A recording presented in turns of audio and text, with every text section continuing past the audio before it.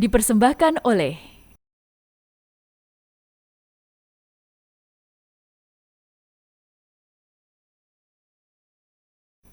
didukung oleh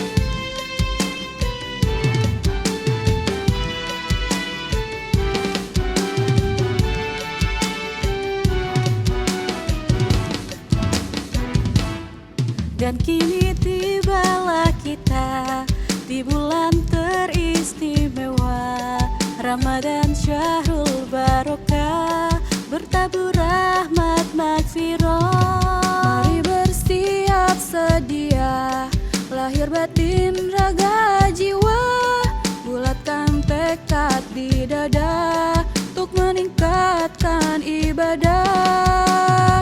Ramadan tiba, semesta pun menyambut gembira. Sebulan penuh puasa, menahan diri dari lapar dahaga. Janganlah lupa lisan dan laku pun kita jaga. Semoga diri kita jadi pribadi yang semakin bertakwa. Marhaban syahrul siang Ramadan, marhaban syahrul rahmah Ramadan, marhaban syahrul barakah Ramadan, ya sayyidu syukur ya Ramadan. Marhaban syahrul qiyam Ramadan, marhaban syahrul Quran Ramadan, marhaban syahrul maghfirah Ramadan, ya sayyidu syukur ya Ramadan.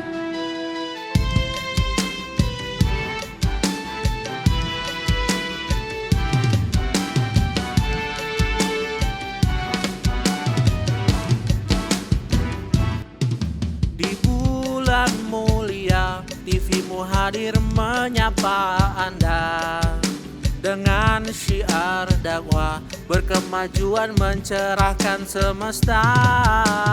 Bergembiralah, lingkari hari dengan zikrillah. Semoga diri kita jadi pribadi yang semakin bertakwa. Ramadan tiba, semesta pun menyambut gembira. Sebulan penuh puasa, menahan diri dari lapar dahaga. Janganlah lupa, lisan dan laku pun kita jaga. Moga diri kita jadi pribadi yang semakin bertakwa. Marhaban syahrul siang Ramadan, marhaban syahrul rahmah Ramadan, marhaban syahrul barakah Ramadan, ya sayyidu syukur ya Ramadan. Marhaban syahrul qiyam Ramadan, marhaban syahrul Quran Ramadan, marhaban syahrul maghfirah Ramadan, ya sayyidu syukur ya Ramadan.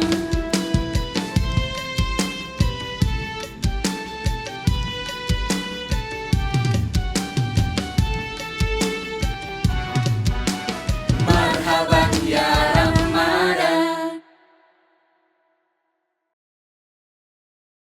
Assalamualaikum warahmatullahi wabarakatuh. Alhamdulillahirabbil alamin, wassalatu wassalamu ala asyrafil anbiya'i wal mursalin wa ala alihi wa sahbihi ajma'in, amma ba'd. Pemirsa Kolak dimanapun Anda berada, semoga semuanya senantiasa sehat walafiat, tetap bersemangat menunaikan ibadah Ramadan. Pada episode kali ini kita akan membahas tema tentang tradisi santunan. Ramadan ini adalah bulan yang identik dengan santunan. Di mana-mana kita menyaksikan acara santunan yang diselenggarakan oleh berbagai kalangan. Ada santunan yang diselenggarakan oleh organisasi-organisasi keagamaan. Di Muhammadiyah misalnya, di Aisyah, di hampir semua struktur pimpinan persyarikatan diselenggarakan santunan. Juga di amal usaha. Bahkan juga santunan diselenggarakan oleh berbagai perusahaan, berbagai instansi pemerintah, dan juga oleh berbagai kalangan yang barangkali memberikan santunan itu sangat terbuka. Nah, kalau kita mencoba memahami dari sudut pandang agama, tradisi santunan di bulan Ramadan itu antara lain diinspirasi oleh hadis Nabi yang menyebutkan bahwa Rasulullah Muhammad itu adalah seorang yang sangat dermawan dan beliau memperbanyak sedekah atau meningkatkan kedermawanannya itu pada bulan Ramadan. Karena Rasulullah Shallallahu Alaihi Wasallam ajwadan nas. Sesungguhnya Rasulullah Muhammad Shallallahu Alaihi Wasallam itu adalah manusia yang sangat dermawan. Dalam hadis lain disebutkan karena Rasulullah Shallallahu Alaihi Wasallam ajwadan nasa fil khair, manusia yang paling dermawan dalam berbuat kebajikan. Bahkan Rasulullah kemudian meningkatkan kedermawanannya itu pada bulan Ramadan. Wa kana ajwadu ma yakunu fi Ramadan. Rasulullah itu meningkatkan kedermawanannya pada bulan Ramadan. Karena itu maka umat Islam kemudian di bulan Ramadan ini berusaha untuk semaksimal mungkin dapat berbagi dengan sesama. Tentu saja berbagi dengan sesama itu tidak khusus di bulan Ramadan. Kita memberikan sedekah itu bisa di bulan apa saja. Kita memberikan infak bisa di bulan apa saja. Tetapi di bulan Ramadan ini sesuai dengan hadis Nabi tadi itu, semangat untuk berderma ini semakin meningkat. Bahkan kadang-kadang ada yang memberikan zakatnya juga di bulan Ramadan itu. Padahal kalau kita membaca ketentuan-ketentuan agama, zakat itu tidak harus di bulan Ramadan. Bisa di bulan apa saja. Karena kalau kita bicara tentang hukum mengenai zakat, khususnya zakat mal, itu kan patokannya dua. Yang pertama adalah jumlah harta tertentu yang mencapai nisab. Kemudian yang kedua, durasi atau waktu kepemilikan harta yang mencapai 1 haul. Nah, haul itu tidak harus selalu jatuh di bulan Ramadan, bisa jatuh di bulan apa saja. Karena itu tidak harus sebenarnya kita menunaikan zakat itu di bulan Ramadan, kecuali jika memang haulnya, hitungan 1 tahun harta yang kita miliki itu memang di bulan Ramadan. Tetapi apapun juga, ini adalah sebuah tradisi yang akar-akarnya itu berasal dari ajaran agama Islam. Kita tahu Islam adalah agama yang sangat menganjurkan kepada pemeluknya untuk menjadi manusia yang banyak bersedekah. Al-mutasaddiqina wal mutasaddiqat. Laki-laki dan perempuan yang banyak bersedekah, yang banyak berderma. Tentu banyak sekali hikmah dari kita bersedekah itu, dan banyak sekali bentuk harta yang kita sedekahkan. Bahkan sedekah sebagai sebuah pemberian itu tidak selalu harus berupa harta. Dalam hadis disebutkan senyum kepada sesama, membahagiakan orang dengan senyuman itu juga sedekah. Bahkan kemudian menyingkirkan duri dari jalan itu juga sedekah. Wa tumitul adza anit thoriqi shadaqah. Menyingkirkan duri dari jalan itu sedekah. Maksudnya apa? Memberi kesempatan kepada orang supaya bisa melakukan perjalanan dengan aman, melakukan perjalanan dengan nyaman, itu sedekah. Berbagi itu tidak harus selalu berupa uang. Kita bisa berbagi dalam bentuk misalnya memberikan akses kepada orang, memberikan kesempatan kepada orang untuk dia bisa menjadi lebih baik, itu juga termasuk bagian dari kita bersedekah, bagian dari kita berbagi. Bahkan kalau kita membaca buku The Power of Giving, sedekah itu bisa juga berupa mau mendengar kesulitan, mau mendengar keluh kesah orang lain, itu juga bagian dari sedekah. Jadi ada orang yang bermasalah, yang mau curhat, dan kita mau untuk mendengar curhat dari sahabat kita itu juga bagian dari sedekah. Bahkan ada juga di dalam buku itu disebutkan termasuk sedekah itu memberi ide. Ya, ada orang yang misalnya dia sedang stuck gitu, nggak punya ide, kita memberi ide, memberikan masukan, itu juga bagian dari sedekah, bagian dari giving. Bahkan kadang-kadang juga sekedar meluangkan waktu untuk bisa membersamai keluarga, membersamai sahabat dan sejawat, itu juga bagian dari kita bisa bersedekah.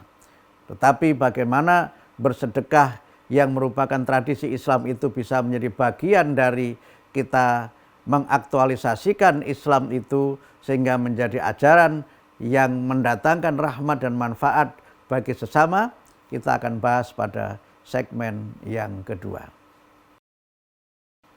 Pemirsa Kolak dimanapun Anda berada, seringkali dalam tradisi santunan itu memang masih terdapat beberapa praktik yang menurut saya perlu kita evaluasi bersama-sama.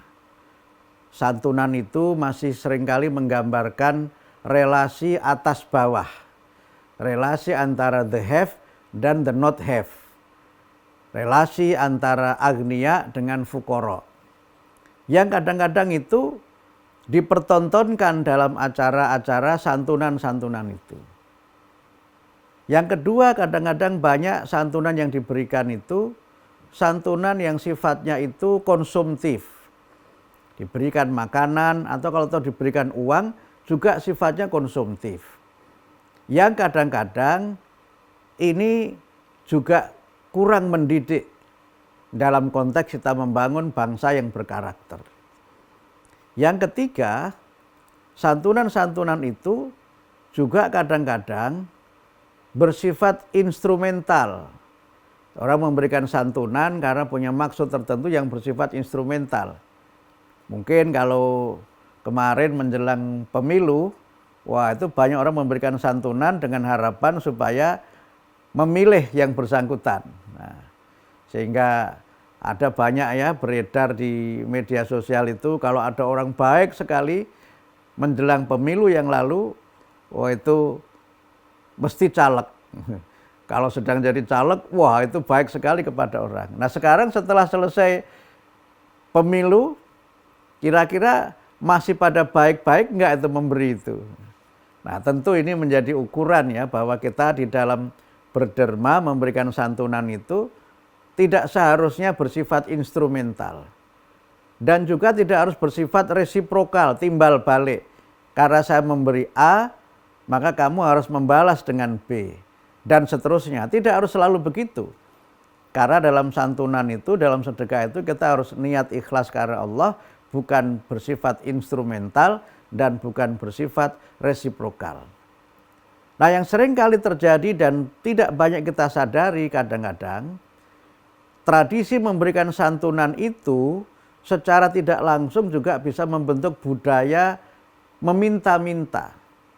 Budaya di mana kadang-kadang banyak sekali acara santunan menghadirkan anak-anak yatim, menghadirkan kaum duafa. Bahkan anak yatim itu kalau bulan Ramadan ini jadwalnya sangat padat, mungkin sepadat para ustadz. Banyak sekali undangan-undangan. Kalau ustadz itu undangan ceramah, kalau anak yatim ini undangan santunan. Tentu memberikan santunan kepada anak yatim tidak keliru, bahkan itu sangat utama. Tetapi kalau ini terus-menerus kita biasakan dan tidak ada upaya untuk bagaimana cara ini kita perbaiki, maka secara tidak langsung kita bisa membentuk generasi peminta-minta. Padahal di dalam hadis Nabi jelas disebutkan al-yadul ulya khairum min yadis sufla. Ya, tangan yang di atas itu lebih baik daripada tangan yang di bawah. Kita juga diajarkan di dalam Al-Quran untuk meninggalkan keturunan yang kuat. Keturunan yang mereka itu memiliki kemandirian. Mereka yang mandiri, mampu bekerja dengan ilmunya, memiliki etos untuk maju. Sehingga ketika Rasulullah ditanya seorang sahabat, ayul kasbi atibu, pekerjaan apa yang paling baik? Rasulullah menjawab, amalur rajulu biyadihi. Ketika seorang itu bekerja dengan tangannya, dia menjadi orang yang mandiri. Karena itu maka tradisi santunan ini mungkin perlu kita perbaiki dengan cara-cara yang lebih berkemajuan. Misalnya pemberian itu tidak harus berupa uang yang cash and carry, tapi mungkin bisa pemberian beasiswa.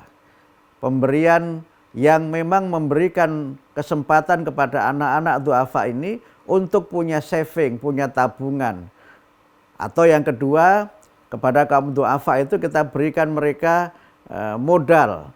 Mungkin santunannya tidak selalu harus berupa charity, ya, santunan-santunan yang memang itu menunjukkan belas kasihan, tetapi santunan yang berupa investasi, modal usaha. Tapi tentu saja mereka harus kita dampingi, mereka harus kita berikan keterampilan-keterampilan sehingga mereka bisa mengelola dananya dengan sebaik-baiknya.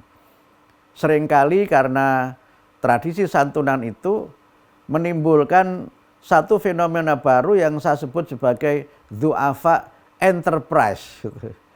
Du'afa enterprise itu adalah satu bentuk dalam tanda petik ya, bisnis baru di mana ada orang yang dia menjadi broker yang menghubungkan orang kaya yang perlu penerima sedekah dan orang miskin yang perlu menerima sedekah. Orang-orang miskin ini tidak tahu kemana dia harus mencari sedekah. Orang kaya ini tidak tahu kemana dia harus memberikan sedekah. Nah, muncullah para broker ini, para penghubung ini yang saya sebut sebagai du'afa entrepreneur itu, di mana mereka menghubungkan si kaya dengan si miskin dan kemudian dia mengambil persentase tertentu dari jasa menghubungkan itu. Du'afa entrepreneur inilah yang kemudian mencarikan kendaraan untuk anak-anak orang du'afa ini berangkat ke tempat menerima santunan. Kemudian mengatur segala sesuatunya, komunikasi dan sebagainya, yang pada akhirnya kemudian itu seperti menjadi bisnis baru. Nah, tentu ini sesuatu yang tidak seharusnya terjadi apabila tradisi santunan itu kita lakukan sesuai dengan tuntunan Islam. Yang pertama, niat utamanya harus niat karena Allah. Yang kedua, kita tetap harus menghormati orang yang menerima dengan penghormatan yang sepenuhnya, bukan dengan merendahkan mereka karena mereka kita anggap sebagai peminta-minta. Kemudian yang ketiga, santunan-santunan yang diberikan itu bisa kita berikan dengan lebih santun. Sehingga dengan cara itu maka tidak terjadi eksploitasi kaum du'afa dan juga tidak terjadi masifikasi santunan yang kadang-kadang bersifat resiprokal dan bersifat instrumental itu.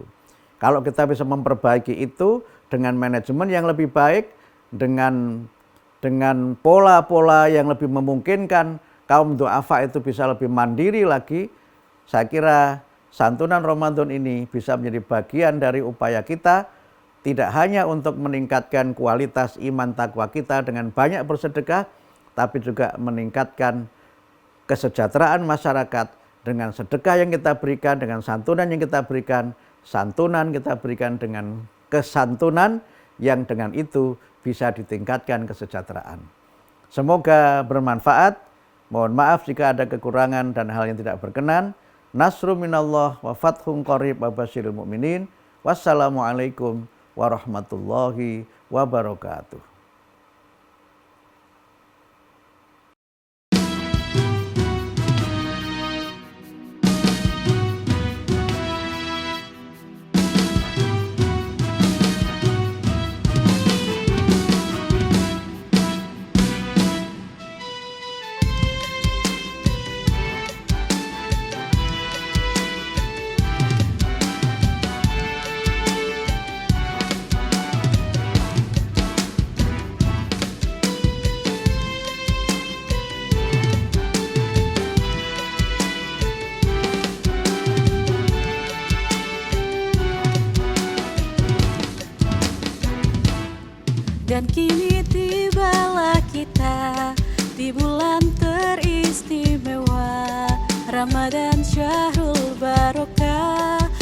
Rabu rahmat magfirah. Mari bersiap sedia, lahir batin raga jiwa, bulatkan tekad di dada untuk meningkatkan ibadah.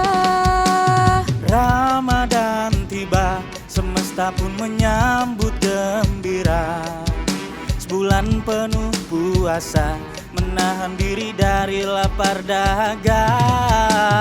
Janganlah lupa lisan dan laku pun kita jaga.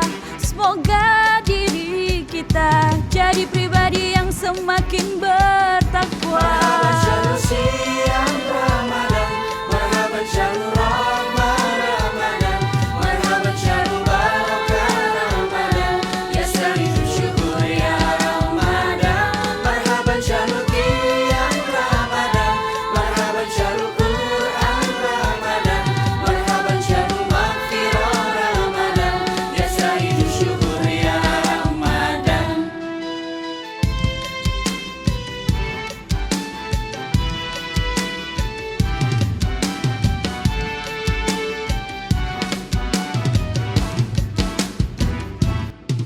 Di bulan mulia, TV-mu hadir menyapa Anda dengan syiar dakwah, berkemajuan mencerahkan semesta. Bergembiralah, lingkari hari dengan zikrillah. Semoga diri kita jadi pribadi yang semakin bertakwa. Ramadan tiba, semesta pun menyambut gembira. Sebulan penuh puasa, menahan diri dari lapar dahaga. Janganlah lupa, lisan dan laku pun kita jaga. Moga diri kita jadi pribadi yang semakin bertakwa.